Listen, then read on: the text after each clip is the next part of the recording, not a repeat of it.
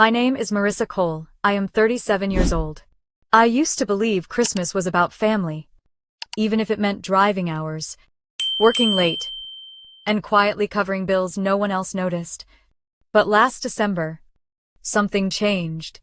The emails never came. The family drive folder disappeared. And a voicemail from my mother confirmed the truth. We all agreed you're not welcome at Christmas. At first I thought it was just rejection. But then I uncovered something far worse. They had been planning my erasure long before that night, while I was the one paying every mortgage bill, every utility, every cost that kept their celebrations alive. And when I discovered what they said about me behind closed doors, the decision I made shook the very house they celebrated in. This is not just a story about being excluded, it is a story about what happens when silence turns into proof. When a family that thought they could erase you suddenly faces the cost of what you carried alone. Stay with me, because by the end, you will understand how one quiet decision changed everything they thought they controlled. I did not know it yet, but the proof of everything I feared was already waiting for me, hidden in the places I checked every day, without thinking. It was a Tuesday morning in early December, cold enough that the windows in my apartment in Durham carried a thin blur of frost. I sat at the kitchen table with a mug of coffee, cooling too quickly, my laptop open, waiting for something I knew, deep down, was not coming. Every year since I can remember, by the first week of December, there would be a thread of emails about Christmas. Who was bringing ham? Who was in charge of the pies? What time we would all meet at my mother's house in Charlotte. Sometimes the messages were cheerful. Sometimes they carried an edge of sarcasm. But they were always there. This time my inbox was blank. I refreshed the screen once, then again, then a third time, the way you do, more out of habit than hope. Still nothing. No subject lines with Christmas, in all caps, from my cousin Kaylee. No dramatic reminders from my sister Caroline about labeling serving spoons. Just silence. I told myself maybe they had not started planning yet. Maybe someone was waiting on travel confirmations. But me gut no better. Silence, that exact, that clean, is never accidental. I tried the family drive we had used for years. Each December it held a folder full of spreadsheets, playlists, evengiftregistries. When I clicked on it, a red message appeared across the screen. Access denied. At first, I thought it might be a glitch, so I tried an old bookmarked link. Same message. Denied. It was like a door that used to swing open freely, now locked from the inside. My phone buzzed beside me. A text from my mother Elaine lit the screen. Her words were simple. Don't worry. I figured you'd be busy this year. No need to stress about Christmas. There was no, we miss you. No, I hope you can make it. Just a sentence that sounded more like a dismissal than care. The kind of message that does not ask for a reply. I stared at it until the screen dimmed, the glow fading as if it was shutting me out too. The apartment was quiet, except for the faint hum of the refrigerator. I set the phone down and leaned back in my chair. I was not crying. I had stopped crying over things that predictable years ago. But there was a heaviness in my chest. A press of something I could not quite swallow. Familiar. Yet heavier this time. Like a door closing with a finality I could not ignore. I thought of last year. I had arrived at the house in Charlotte later than planned. Stuck in traffic after a client meeting, my arms had been full of wrapped gifts, my hands sticky from carrying a tray of cookies. I had baked at 2 a.m. When I stepped into the kitchen, not a single person looked up. The dining table was full. Every chair taken. My sister Caroline glanced at me and smirked. Look who finally decided to show. I never even caught who muttered it. Because laughter followed, and in that moment, it did not matter. What mattered was that no one moved a chair. No one made room. I ended up balancing a paper plate at the counter, eating standing up while my relatives toasted each other in the next room. I told myself then it was a mistake. Just stress, or holiday chaos. Families forget details. Right. They forget you do not eat pork, or that you always bring deviled eggs. No one admits to liking, but everyone finishes. I let it go. But now, sitting in my apartment with that text burning in my pocket.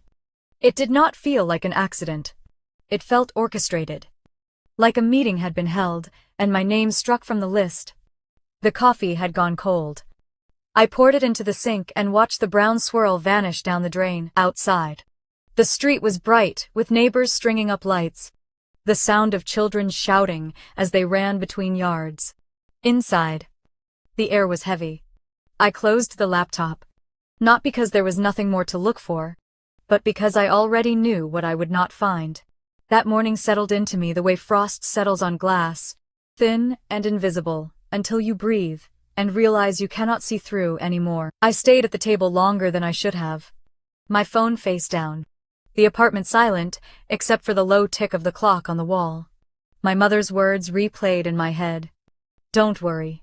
As if the absence of a seat at the table was supposed to be a gift.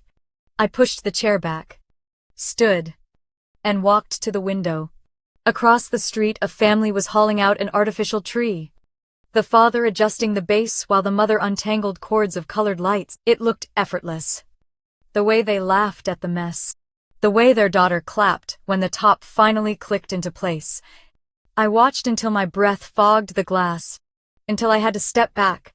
The silence of my apartment pressed heavier after that. No invitation. No plans.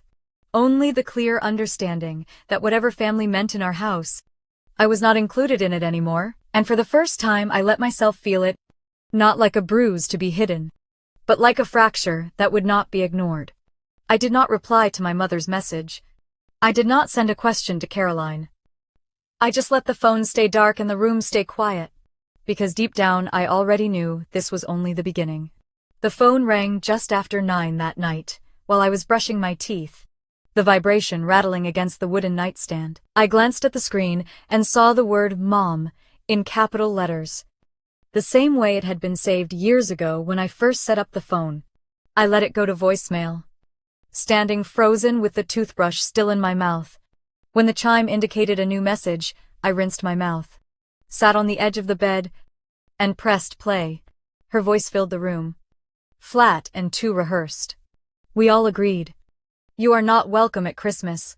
There was no hesitation, no sadness, no attempt to soften the words. It sounded less like a mother struggling with a choice and more like a boardroom decision handed down without appeal. I sat very still, my thumb hovering above the screen. The message replayed once, then again, the same measured tone each time. By the second replay I was saving it, my fingers steady even as my stomach nodded. I knew I would want that recording later. Proof that what I heard was not just in my head. I set the phone on the comforter beside me and stared at the ceiling. The words echoed in my chest, heavier each time they repeated. Not I feel it might be easier. Not it hurts to say this. Just the collective we. The cold verdict. It felt like being voted out of my own bloodline. The next morning, I woke early, restless, from dreams that left me with clenched fists and a pounding head. I reached for the phone as soon as I sat up. The group thread that had been there for years, labeled Holiday Hysteria with Caroline's overdone use of emojis, was gone. Not archived. Not muted. Gone. I scrolled through the other conversations, searching for remnants. But it was as if I had been lifted clean out of their digital lives. Out of habit, I tapped on Facebook, though I rarely checked it anymore. The first post on my feed was a picture of Kaylee, my cousin, holding a wine glass at my mother's dining table. Around her were familiar faces, 12 in total. My mother's hand resting on Kaylee's shoulder like a coronation. The caption read, "Doing what is best for the whole family is not always easy, but it is worth it." I zoomed in on the picture until the pixels blurred. The same chandelier I had helped my mother pick out. The same dining chairs I had ordered and driven down from Raleigh to deliver. Now filled with bodies that had voted me out. My chest tightened. Not with surprise, but with confirmation. There was no empty seat for me. No place card left waiting. I scrolled down and saw a comment from my cousin Nathan. Hard vote, but necessary. Another from Caroline with a line of clapping hands. I closed the app quickly. but the words had already lodged in my chest like a stone. The apartment was quiet again. The hum of the heater, the only sound. I stood at the counter and poured a glass of water I barely drank. My reflection in the kitchen window looked unfamiliar. Eyes darker. Shoulders tense. I whispered the words to myself, testing how they sounded outside of my head. We all agreed. Saying it out loud made it real in a way even the recording had not. By noon I tried to distract myself with work emails, typing out responses that felt mechanical. My phone buzzed again. A notification that the holiday hysteria group had been renamed The Real Ones. The name flashed across my screen like a taunt. I tapped it. But of course, my access was denied. For a moment I considered calling Caroline, demanding an explanation. But I set the phone down instead. I knew exactly what she would say. That I was too sensitive. That I made things tense. That it was better this way. They always had an excuse wrapped up in a tone that made me feel like the problem. I went back to the voicemail that night, playing it again while I sat at the kitchen table. The same flat voice. The same sentence. It was astonishing how easily a family could edit someone out, as if silence and denial were cleaner than confrontation. I stared at the folder icon on my laptop, where our holiday photos used to be stored, and thought about how quickly things could be erased. Later, while scrolling through old emails, I stumbled on one from last year. Caroline had written an all-caps reminder not to forget table runners. She had included me, had even tagged my name with a sarcastic note about my late arrival. I read it twice, then closed it. The difference between then and now was too sharp. Last year, I was the punchline. This year, I was not even in the room. I pushed my chair back and paced the apartment. The boards creaking beneath my steps. The silence felt different now. Heavier. Like a house after everyone has left. But the lights are still on. I stood at the window again, watching the neighborhood across the street glow with decorations. Strings of lights twisted around porches. Inflatables bobbing in the cold air. Their laughter carried faintly through the glass.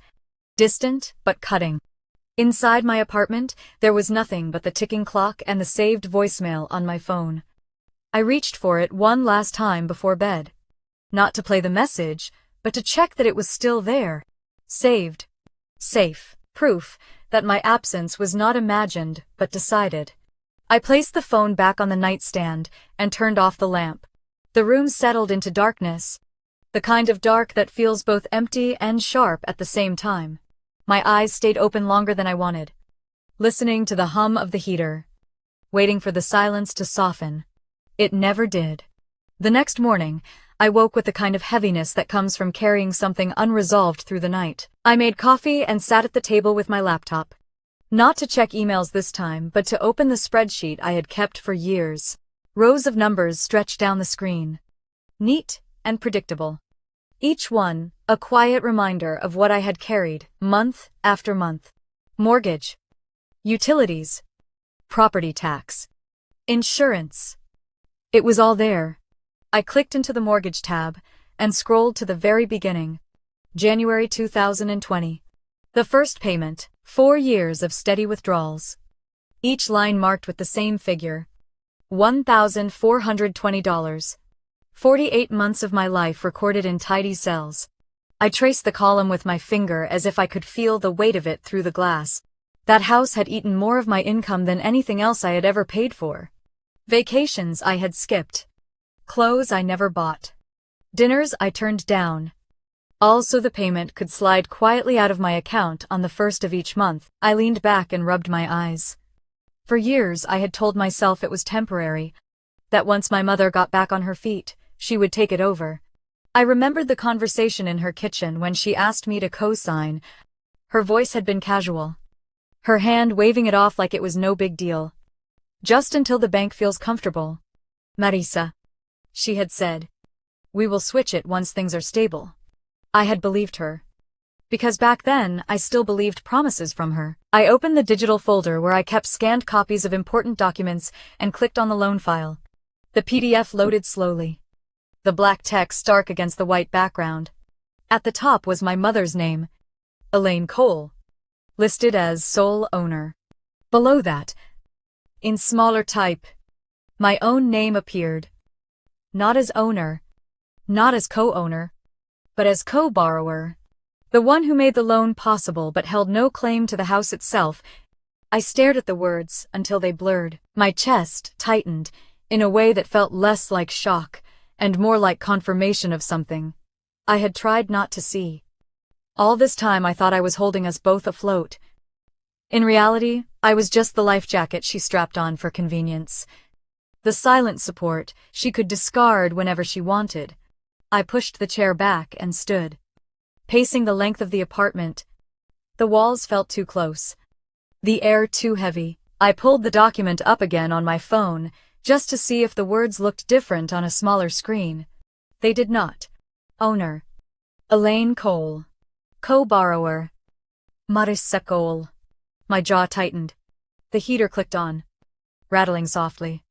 But the sound only reminded me of the Utilities tab in my spreadsheet. I flipped back to the computer and opened it. Gas. Electric. Internet. 281 month. 340 another. Depending on the season, every confirmation email still saved in my inbox.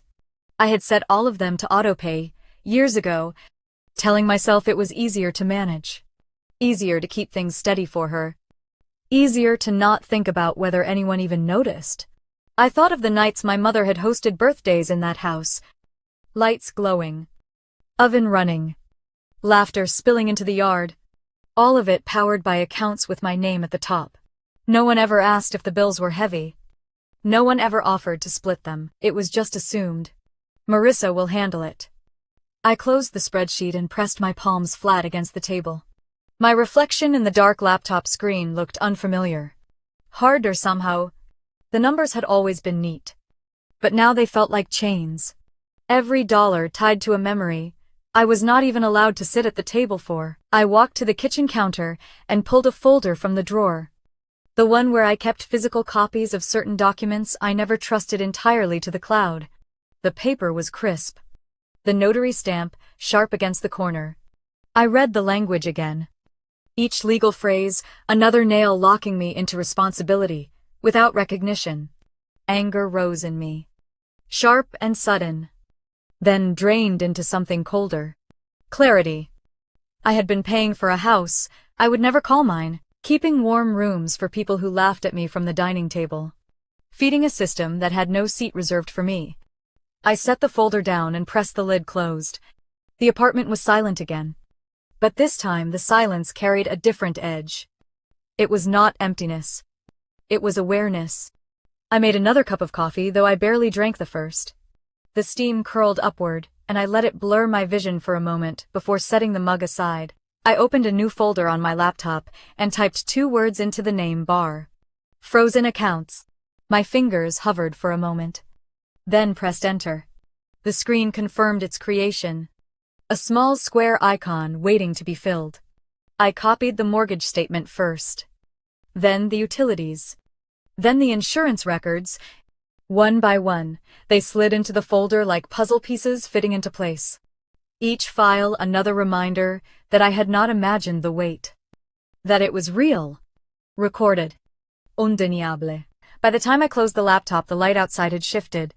The late afternoon sun washing the room in a pale glow. I stood at the window again, watching a delivery truck pull into the neighbor's driveway. The driver carrying boxes wrapped in festive tape. A child clapped from the porch. The sound carried up faintly through the cold air. I stayed there until the truck left, the porch lights flicking on, their house glowing warm against the evening. Behind me, my apartment stayed dim. The folder of evidence now sitting quietly on the desktop. I knew I would return to it, add to it, build it until there was no way to deny what I had carried alone.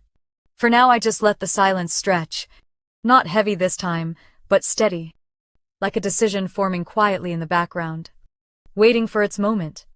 3 years earlier I had stood in the lobby of a shipping store in Durham, balancing a stack of carefully wrapped boxes against my hip. Each one was labeled with a name written in my neat handwriting. Each one taped tight with care. I had worked late shifts that week, just to cover the extra cost of expedited shipping. Inside the boxes were gifts I had chosen slowly over months. Small things I thought would matter. A silver bracelet my sister Caroline had admired offhand in May. A scarf, in the exact shade of blue, my mother Elaine used to wear in her old school photos. Ornaments for the tree that reminded me of ones we had when I was a child. I remembered the feel of the cardboard against my arms as the clerk printed out labels.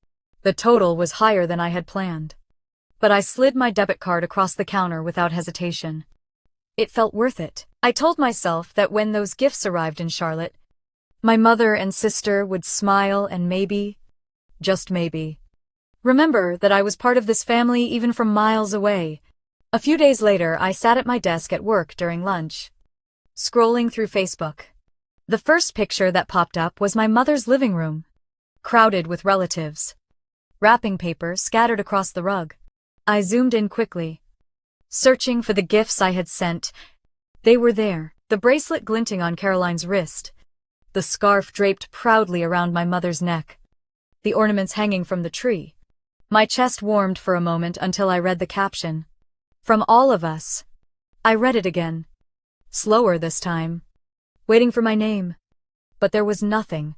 My sister had written the caption, claiming the gifts as a collective effort. As if I had been folded into a nameless group, relatives commented with hearts and thank yous. No one asking who had picked the gifts, who had sent them overnight, who had stayed late at work to pay for them. My name did not appear anywhere. I sat there in the break room with the phone heavy in my hand. Around me, coworkers chatted about holiday travel plans. But I only heard the echo of my own thoughts. How quickly a person can be erased. How easily gratitude can be repackaged until you are invisible. It had not just been that Christmas. Birthdays passed the same way. The cake for my cousin Nathan had been ordered with my card.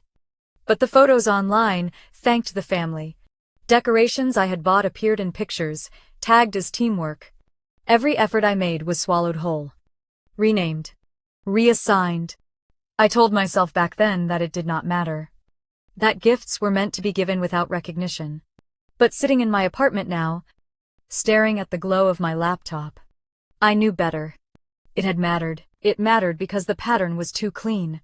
My presence was never acknowledged. But my money, my effort, my time, those were always welcome. I opened the frozen accounts folder again. The mortgage and utilities files were already there. Now I began pulling receipts from old emails, screenshots of online orders, shipping confirmations. I copied the photo of Caroline wearing the bracelet, the one she had captioned as though it came from everyone. I dragged them into the folder. One by one, evidence, not for anyone else, but for myself, so that, when I doubted, I would remember I had not imagined it. The folder grew. Small icons stacking neatly into rows, each one a record of how my name had been removed, but my effort remained. I scrolled through them slowly, my chest tightening as memories flickered. The scarf around my mother's shoulders, praised, in comments as if it had appeared from thin air. The ornaments shining on the tree that no one admitted came from me. I sat back in my chair, rubbing my temples. My apartment was quiet. The only light, the blue glow from the screen.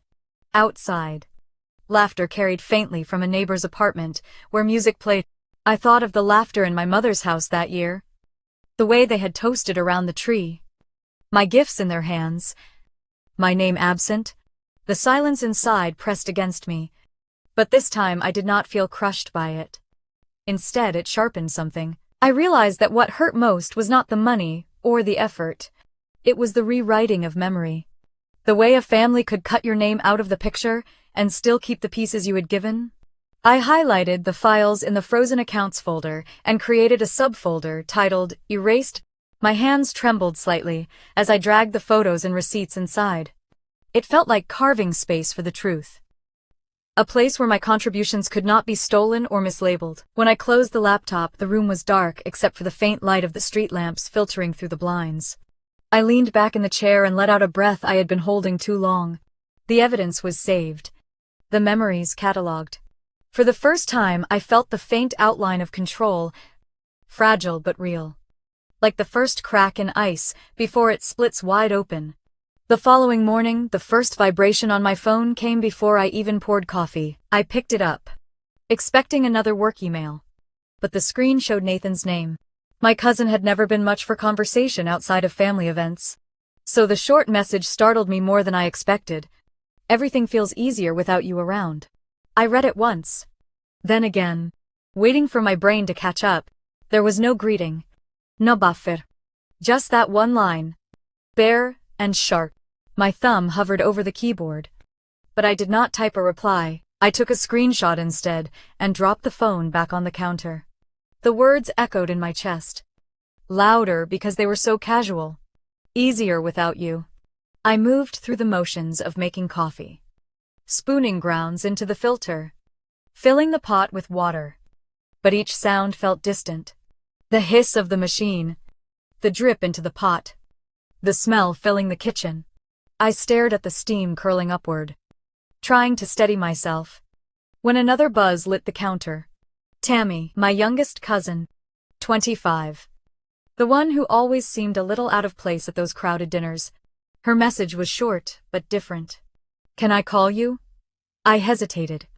Then typed back, yes. The phone rang almost instantly.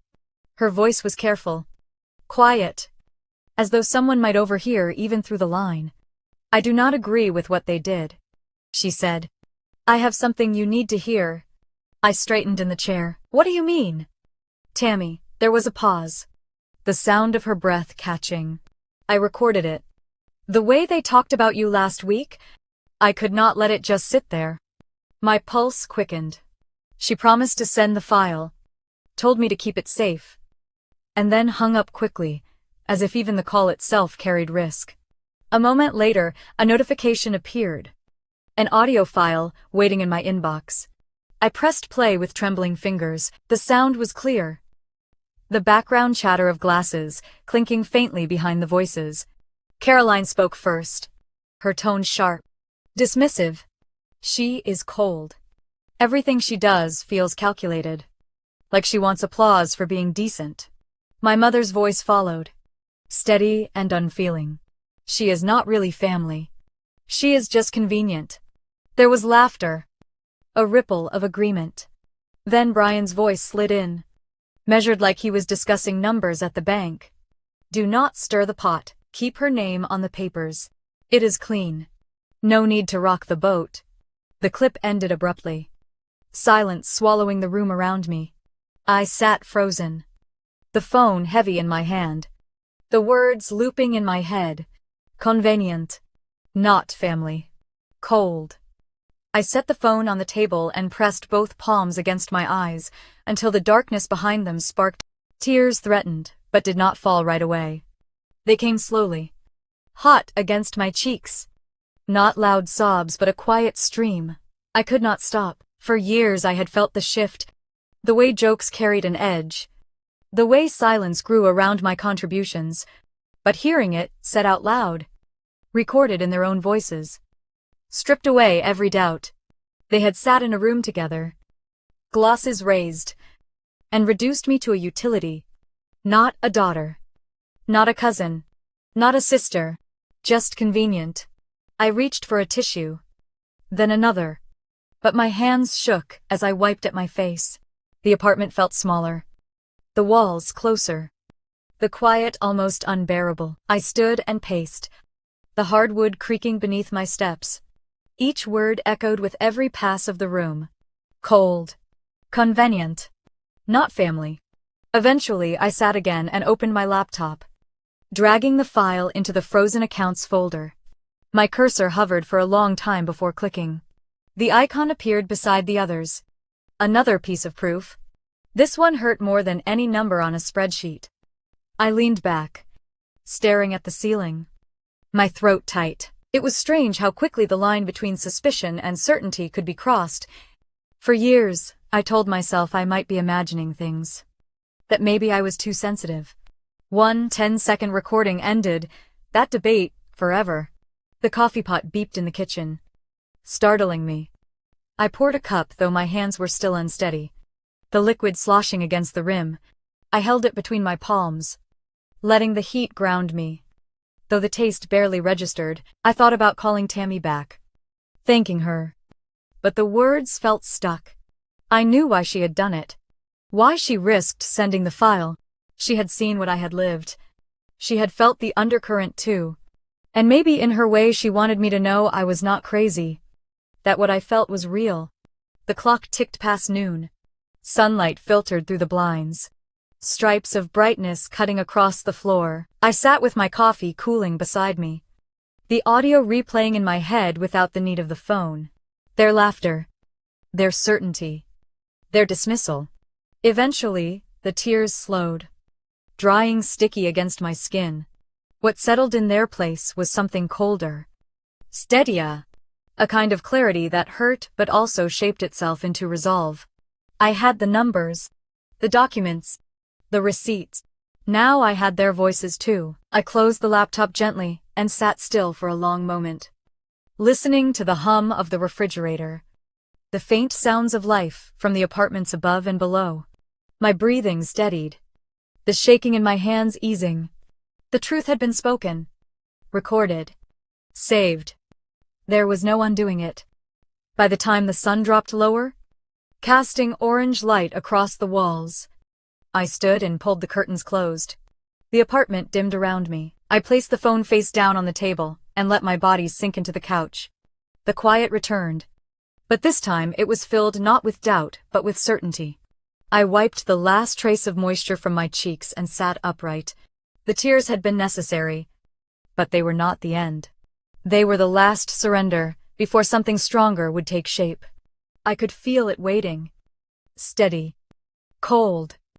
Undeniable. I pulled the laptop closer and opened a fresh document.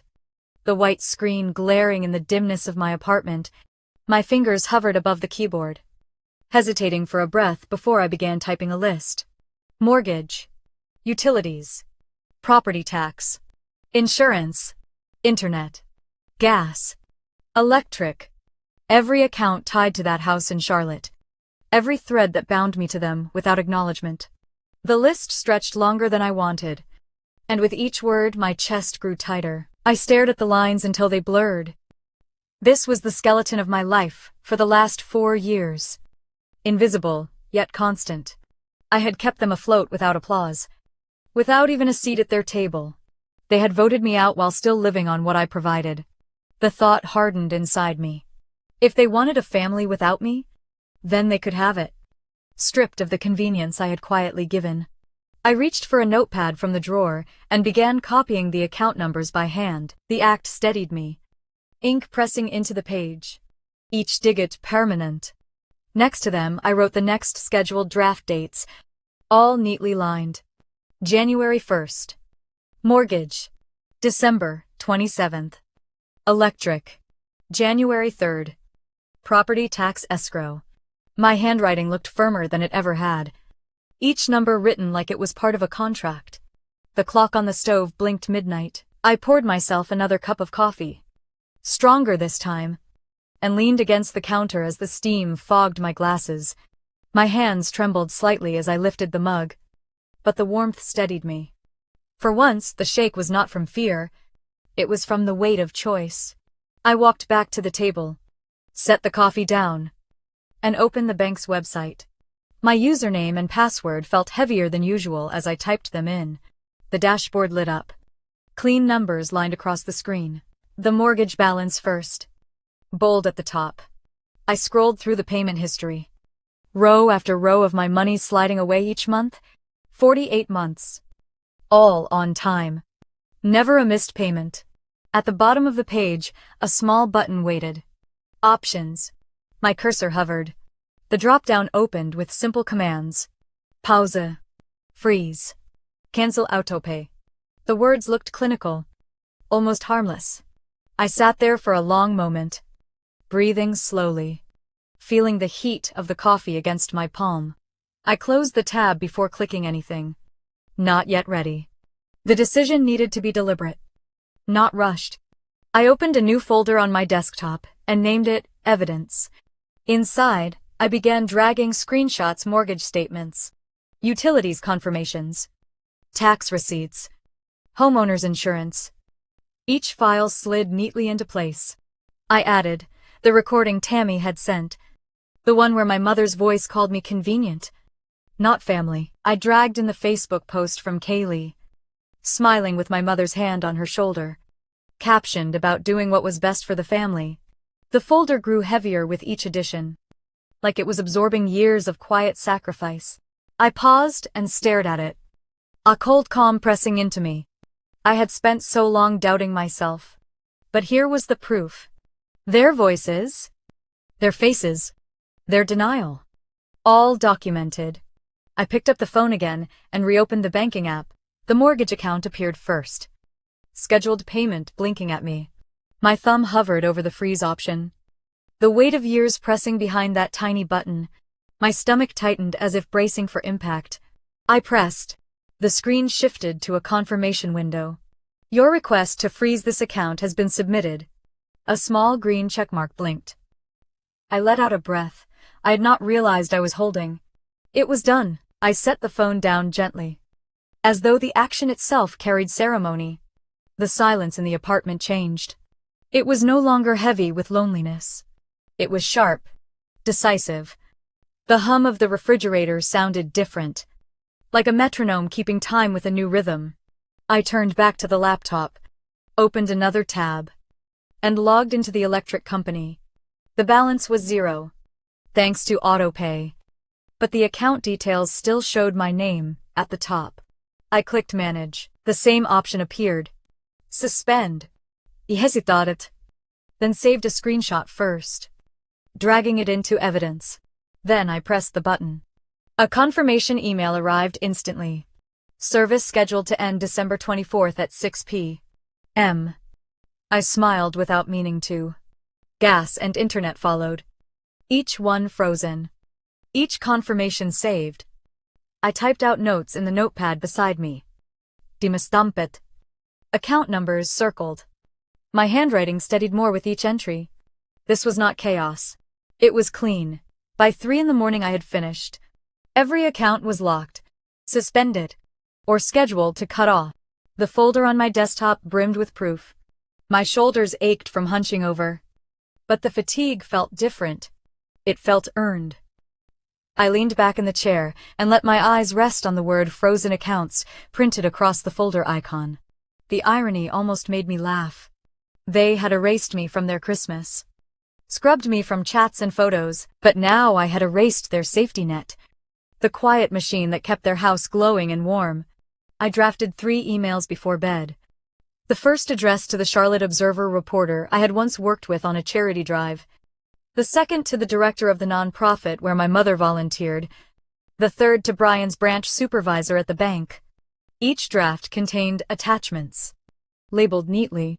I did not write accusations, only facts, documents, receipts, the recording, screenshots of frozen accounts. I saved them all in drafts. Not ready to send, but knowing I would. When I finally pushed the laptop closed, the clock read almost 4. My eyes burned, but my chest felt lighter than it had in months. I walked to the window and pulled the blinds back. The street outside was silent. The pavement, slick from frost. Across the way, a neighbor's house glowed with Christmas lights, blinking red and green in steady rhythm. I watched them flicker against the dark sky. And for once, the sight did not sting. I pressed my palm against the glass, cold seeping into my skin. This was not revenge born of rage. It was survival. It was stepping back from the endless drain of being convenient. They had called me cold. Maybe they were right. Cold was steady. Cold was controlled. Cold knew when to stop feeding a fire that only burned me down. I let the blinds fall back into place and walked to the couch. My body sank into the cushions, exhaustion pulling at me. But beneath it was something firmer. A decision made. A line drawn. The folder on my laptop waited. Heavy with proof. Patient with silence. My phone sat quiet on the table. Confirmation messages stacked in my inbox. For the first time in years, I was not waiting for their approval. Their invitations. Their votes. As I closed my eyes, the quiet did not ache. It hummed with certainty, like ice spreading clean across a lake. unbroken. Undeniable. Christmas Eve arrived with a brittle sky. The kind that holds its cold high in the air and lets it sink into the ground. I woke late that morning. Stretched across the couch, with the blanket tangled around my legs. My phone buzzed on the table beside me with reminders from the frozen accounts. Confirmation emails stamped with dates and times. I skimmed each one. Then tucked the phone back face down. Everything was in motion now. The day passed quietly. I cooked myself eggs, toasted bread, and made tea. I walked to the corner store for milk. The sidewalks nearly empty. Most people already home preparing for their celebrations. My own apartment stayed still. No decorations. Not tree. No gifts stacked in a corner. I had stopped pretending. By evening I sat with a book in my lap, though I barely read the words. My phone buzzed once. Then again. At first I ignored it. But the sound repeated, messages stacking quickly. I leaned forward and picked it up. The screen lit with a flood of texts. Each one from cousins still at my mother's house in Charlotte. The first said power just went out. The next came seconds later. Everything's black. Mom is screaming. Another followed. Catering tried to run the card and it was declined. No one can pay. I stared at the words. The corners of my mouth, tightening though, I did not smile. I scrolled as more arrived. Guests confused. People lighting candles. Kaylee posted in a group chat asking if anyone had extra flashlights. The image formed in my mind too clearly. The crowded dining room gone dark. The turkey cooling in silence. Voices rising as panic spread. A new message popped up. This one, from Caroline. Did you do this? I let the phone rest in my hand. My thumb brushing the edge of the screen. I did not type anything back. I did not need to. Another wave of texts followed. Faster now. Elaine called Duke Energy. They told her the account is inactive. Mom is shouting at customer service, saying it must be a mistake. Then the next one. Sharper. The rep told her the primary holder froze the account. The words settled into me. Colder than I expected. This account has been frozen by the primary holder. A line spoken by some stranger in a call center. But in my mind, I could hear it drop into the room like a gavel. I pictured my mother standing in her kitchen. Cordless phone pressed to her ear. Face stiff as the words sank in. Brian shifting uncomfortably at her side. Realizing what it meant. Caroline pacing. Her voice shrill. Trying to find someone else to blame. Guests whispering. Coats being pulled from the rack. The warmth of the house dissolving into shadows. Another message came from Nathan. People are leaving. Half the table already walked out. Mom looks like she's about to faint. I set the phone on the coffee table. Screen up this time. And watched the messages roll across it like ticker tape. Each one a snapshot of the unraveling. Kids crying because the lights would not turn back on. My uncle trying to start the gas fireplace but failing. Someone's dessert order canceled because the card bounced. In the distance outside my window, the faint sound of car horns echoed from the highway.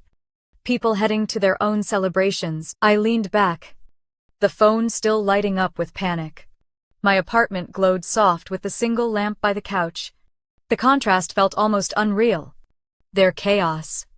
My calm. At 6:35, Caroline's name appeared again. Answer me. This is your fault. I let the notification fade. A few minutes later another text arrived. This time from Tammy. Quiet, as always. They know it was you. No one is saying it out loud. But they know. I picked the phone up. Read it twice. Then placed it down again. My chest was steady. My breathing even. They had called me cold. Maybe that was true. Cold did not waver. Cold kept its shape. By 7 the messages slowed. The party had fractured. Guests scattering into the night. The last text that came through was from Nathan. Everyone's gone. House is dark. Mom just keeps saying your name. I stood and walked to the window.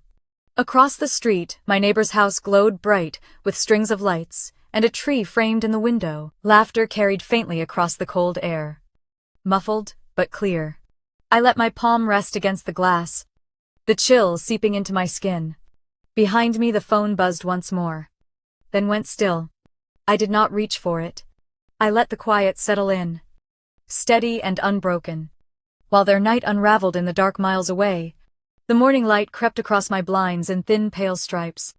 And for the first time in years, I let myself stay in bed without rushing anywhere. My phone was heavy on the nightstand, still littered with messages from the night before. I scrolled through them lazily, rereading the panic I had already memorized, until a new notification blinked at the top. It was a news alert from the Charlotte Observer. I tapped it open, and the headline pulled me upright. Elaine Cole steps down as host of annual charity, Christmas potluck. The article was short, almost clipped. The nonprofit board had released a statement thanking the community but announcing a change of leadership due to inconsistencies regarding donor contributions. My mother's name was missing from the list of acknowledgements. I read it twice, my pulse slow and steady. They had not printed my name, but they had carved hers out. An hour later my phone rang with a number I recognized from years ago. Rachel Carter, a reporter I had once worked with during a food drive campaign. Her voice was brisk but cautious. I have received documentation about financial support for the Cole property. Can you confirm the authenticity? I walked to the kitchen, poured coffee into a mug, and leaned against the counter. Yes, I said. Every receipt is mine. The payments, the utilities, the mortgage, all of it. Rachel paused, then asked if I wanted to go on record. I told her no. I had no interest in a spotlight. I only wanted the truth to breathe. She thanked me and promised accuracy in her coverage. The call ended with the faint click of her keyboard already typing. By noon, the nonprofit's website had been scrubbed. Photos from the event disappeared. My mother's name vanished from every page that once praised her as a benefactor. In its place was silence, a glaring gap where her reputation used to sit. I sat back on the couch with my laptop resting against my knees, scrolling through the changes. There was a strange satisfaction in watching her carefully polished image unravel so publicly. She had built her life on appearances, on hosting dinners that looked generous while the weight of it rested on me. Now the mask had slipped, and the world could see the hollow underneath. The messages from my cousins kept coming. Caroline wrote in all caps, demanding to know what I had sent. Kaylee accused me of destroying the family name. Nathan said nothing, just sent an image of the darkened house with candles glowing weakly in the windows. Tammy texted quietly, they are panicking. They blame each other. Later that afternoon, another call came. This one from an unfamiliar number. The man on the line introduced himself as a regional compliance officer for the bank where Brian worked. His voice was clipped, professional. We have received an audio file regarding Mr. Cole's comments on loan documentation. Effective. Immediately he has been placed on administrative leave while we review. I murmured, acknowledgement, gave no extra detail, and let him hang up. The room was silent again except for the hum of the heater. I imagined Brian sitting in his office, blinds drawn, his supervisor playing back the recording of his voice. Do not stir the pot. Keep her name on the papers. It is clean. No need to rock the boat.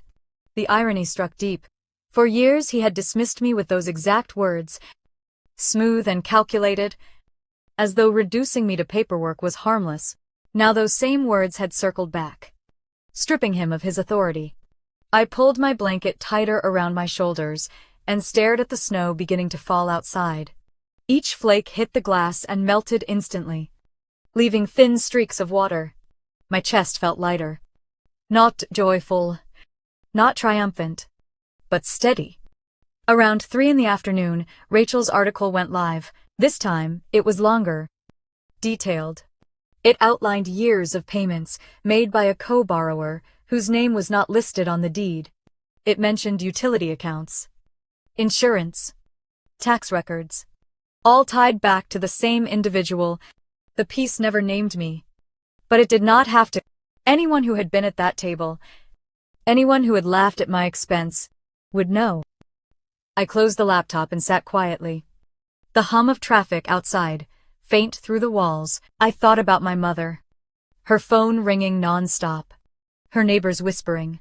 She had always cared more about appearances than anything else. Losing face in front of the community would cut deeper than losing power in her house. By evening, the text slowed. The last one I received was from Tammy. She wrote simply. Grandma asked what happened. No one will tell her. I set the phone down and let the message sit. The house in Charlotte was dark. The charity ties severed. Brian's career cracked open. And my mother's name erased from the board she worshipped. The mask she had worn for years was gone. And for once I did not feel invisible. I poured myself another cup of coffee. Stronger this time. And stood at the window as the snow thickened outside. The city was quiet. The street below, lined with glowing lampposts. My reflection looked back at me in the glass. Steady and unflinching. For the first time in years, the silence around me felt like company instead of punishment. The phone began buzzing again before the coffee cooled in my hands. Caroline's name filled the screen first, followed by a string of messages, each sharper than the last. You ruined everything. Do you realize what you've done? Mom is humiliated. The family looks like fools. I scrolled slowly, reading each line with the same detached calm. I used to read work emails. There was nothing new in her voice. Only blame hurled like it always had been. But this time it landed with no weight. I tapped the screenshot buttons carefully, storing each message. Then slid them into the frozen accounts folder. They joined the receipts, the recordings, the photographs. I labeled them Caroline, Texts, Deck 24. It felt mechanical, like filing evidence into a cabinet. And in a way, it was. Minutes later, a new notification lit the screen. My mother's name appeared. The message short. We are still family. That was all she wrote. The same woman who had voted me out and stood in her dining room while my absence was toasted. I stared at the words, my thumb hovering. And then I set the phone down without typing a single letter. The screen dimmed and went black. Her attempt at reconciliation floating there, unacknowledged. The silence stretched for a few breaths before another buzz shook the table. Tammy this time. Her text came through like a whisper compared to the others. They are all fighting. Everyone is blaming each other. I pictured the house in Charlotte. Voices raised. Plates shoved aside. The family fractured under its own weight. Caroline pointing at Brian, accusing him of carelessness with the bank. My mother lashing out at Kaylee for posting pictures that drew attention. Nathan sinking into silence the way he always did when conflict boiled. And Tammy, the quiet observer, sending me glimpses from the edges of the storm. The snow outside thickened, flakes stacking against the window pane. Soft and steady. Inside my apartment, I saved Tammy's message too, sliding it into the same folder. I labeled it Family, Internal, Deck 25. My fingers were steady as I typed. Each keystroke, another reminder that I was not the erased one anymore. I was the one keeping the record. The phone rang suddenly. A call instead of a text. Caroline again. I let it vibrate against the table until it went silent. Seconds later, another call. This time from Brian's number. I muted it before the first ring ended. When my mother tried a moment after that, I turned the phone face down. The screen pulsed with their desperation, but I let it glow unanswered. I stood at the counter, sipping the last of my coffee, and listened to the quiet hum of the apartment. Each buzz of the phone was a contrast. Their chaos pressing against my calm, the balance had shifted. And for once I was not scrambling to explain myself or defend my worth. More texts poured in. Caroline again. Her words jagged. You think this makes you strong, but all you did was tear us apart. Then Brian. Clipped and cold. Do you realize the legal mess you have caused? You will regret this. Finally. My mother again. We can move past this if you stop now. Come home. I screenshotted each one. Dropped them into the folder. Labeled them carefully. It no longer hurt to read. It felt like collecting exhibits for a case I no longer needed to argue. They had given me all the proof themselves. Each message another crack in their facade. Hours passed like that, the storm outside burying the streets in white, while inside my apartment, the folder grew heavier with evidence. I moved between the couch and the window, sometimes sitting, sometimes standing, always steady. The phone never stopped buzzing, but the noise only underscored the distance between us. By late afternoon, Tammy sent one more message. Mom is crying now. Caroline won't stop shouting. Brian left the house. Uncle Todd said he is done helping. It is falling apart.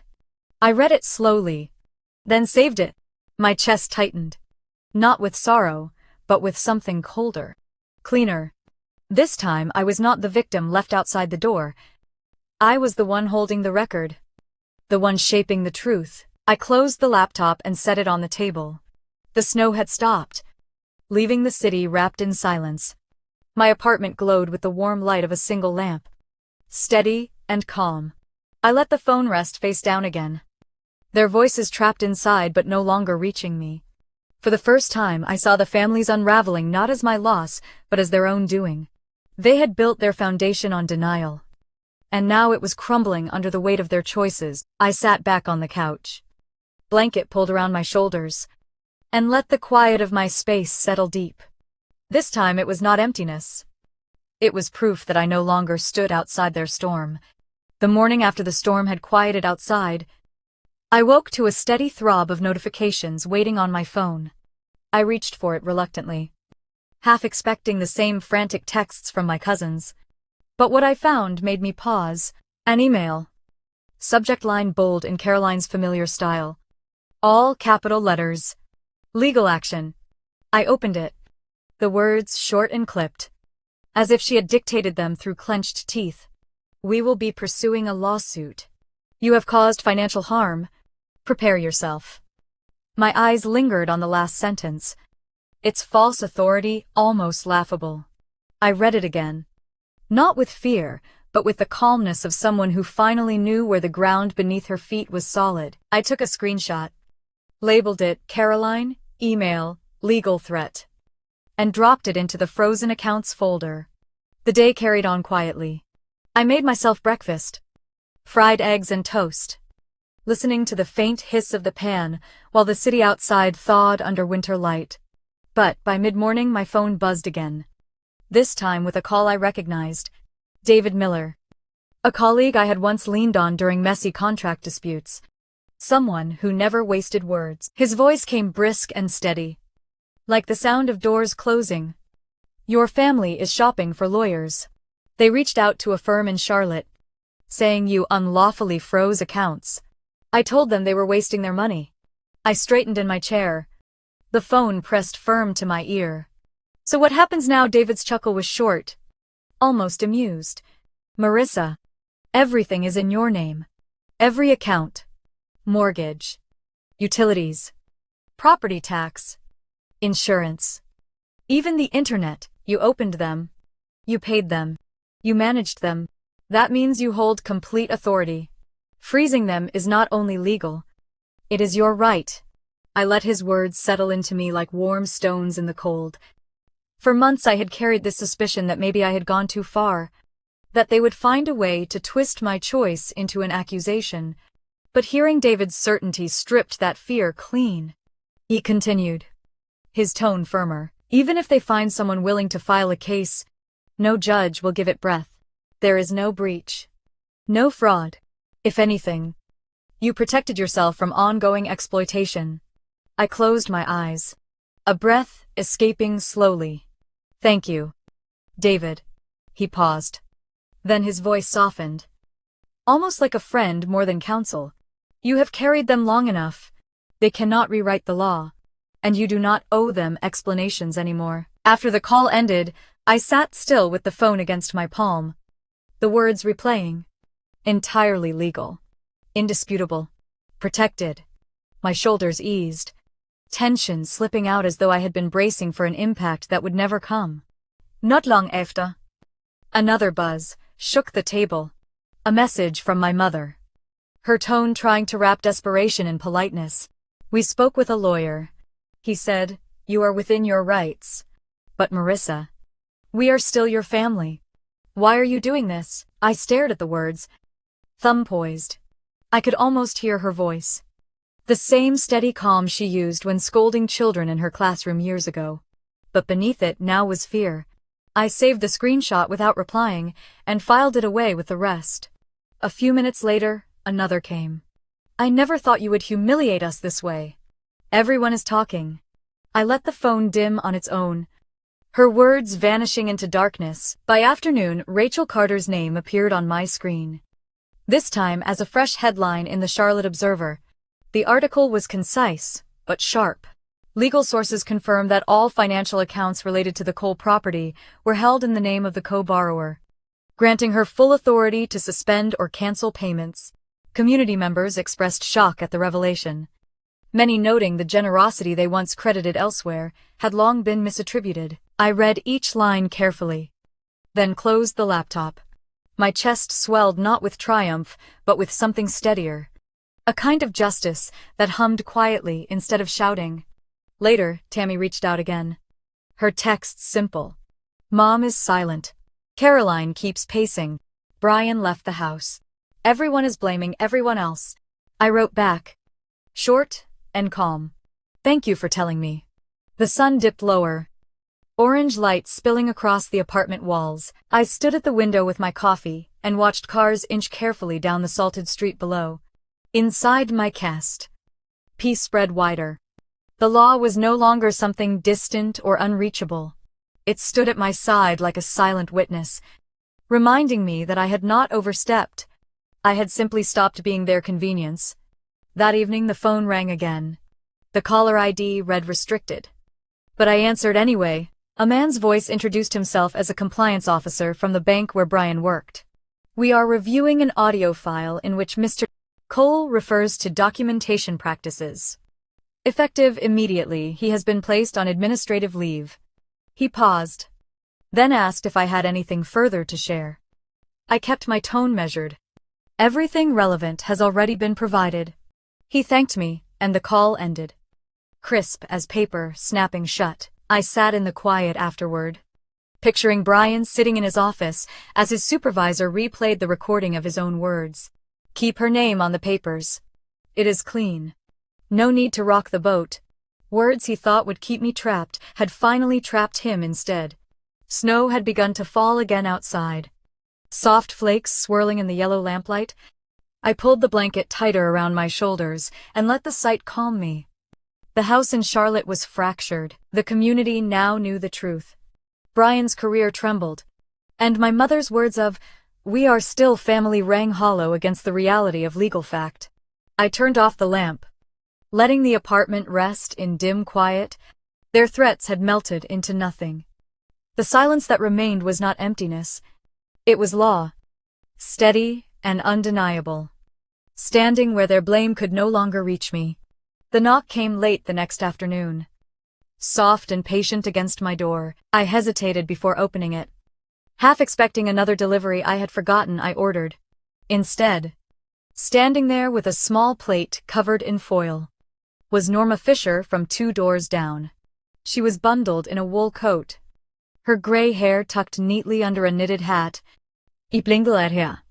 Surprised, but she smiled gently and lifted the plate. "Oatmeal cookies," she said. "Figured you might need something sweet." I stepped aside and let her in, the scent of sugar and cinnamon escaping as she set the plate on my counter.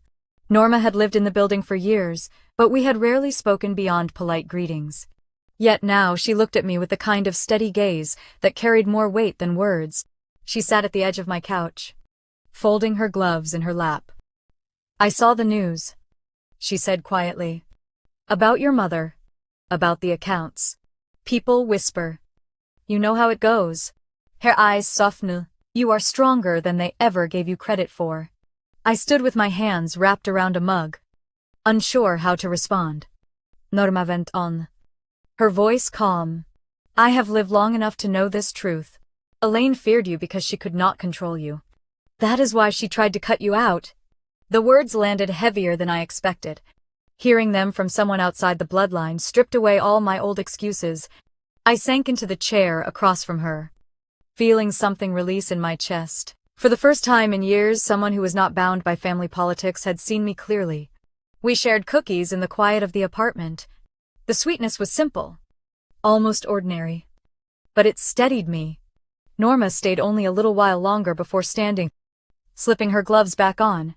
"You do not need them to see your worth," she said, her hand brushing mine as she left. After she was gone, the apartment felt warmer.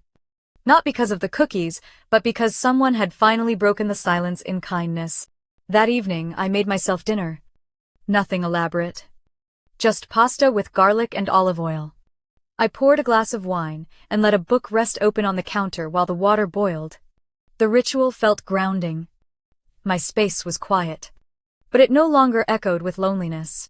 It hummed with something softer. Steadia. 2 days later, Tammy showed up. Cheeks flushed from the cold. A knit scarf half unraveled around her neck. She slipped inside quickly, as if afraid someone might see her. In her hand she held her phone, already cued to play.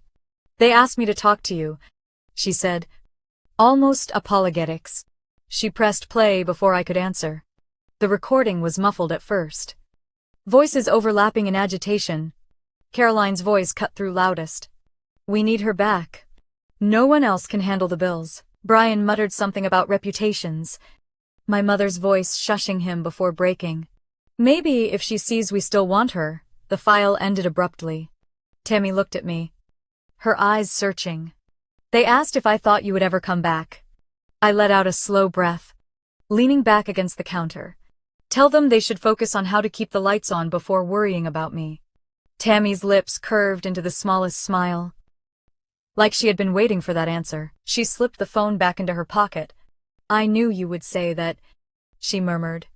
We sat for a while with mugs of tea between us, the steam curling into the dim light. She told me about her graduate program, about papers she still needed to finish. I listened, grateful for the normalcy, grateful that our conversation did not circle endlessly around my mother's house. When she left, she hugged me briefly, her scarf brushing against my cheek. "Be well," she whispered. The apartment door closed behind her, and I stood in the stillness with my tea. My laptop rested on the table, the frozen accounts folder heavy with proof. But I did not open it. Instead, I looked around my space. Small but mine. The lamplight glowing across the walls. I thought about the noise in Charlotte, the arguments Tammy had described, the fractured voices in the recording. For so long I had mistaken their chaos as proof that I belonged, that I had to keep fixing, paying, smoothing. But here, in this quiet, I realized peace was worth more than any invitation or apology. I rinsed the cups, set them on the rack to dry, and let the hum of the refrigerator fill the silence. For the first time I did not ache to be part of their table. I felt grateful to have walked away from it. The next week, I drove across town to the bank. The road still edged with dirty snow from the last storm. The sky hung low and gray, the kind of winter morning that makes the world feel quiet before it stirs awake. I parked, shut off the engine, and sat for a moment with the folder on the passenger seat. Mortgage transfer, printed in red ink. Inside were notarized forms, account records, every piece of proof I had prepared. When I stepped inside, the warmth of the building wrapped around me. The faint smell of coffee, drifting from behind the counters. A young teller greeted me and directed me to a loan officer's office. I followed the carpeted hallway, each step steady, each breath slow. The officer looked up from his desk as I entered, his smile professional but neutral. I placed the folder on the desk, sliding it toward him. "I need to remove my name from the mortgage on a property in Charlotte. The account is in both names, but the title belongs solely to Elaine Cole. She will assume full liability." He adjusted his glasses and opened the folder, scanning the documents carefully. His pen tapped once against the desk before he nodded. "You have the notarization. This is complete. By signing here, you release any responsibility tied to this loan." I took the pen, the weight of it firm between my fingers, and signed my name one last time. The officer stamped the papers, the sound sharp against the quiet office. It was done. The house no longer tethered me. The mortgage. The taxes. The endless bills. They were no longer mine to carry. As I walked back to my car, the cold bit against my cheeks. But I felt lighter. My boots crunched against the frozen sidewalk. Each step an exhale. Back in my apartment in Durham, I set my laptop on the table and opened the frozen accounts folder one last time.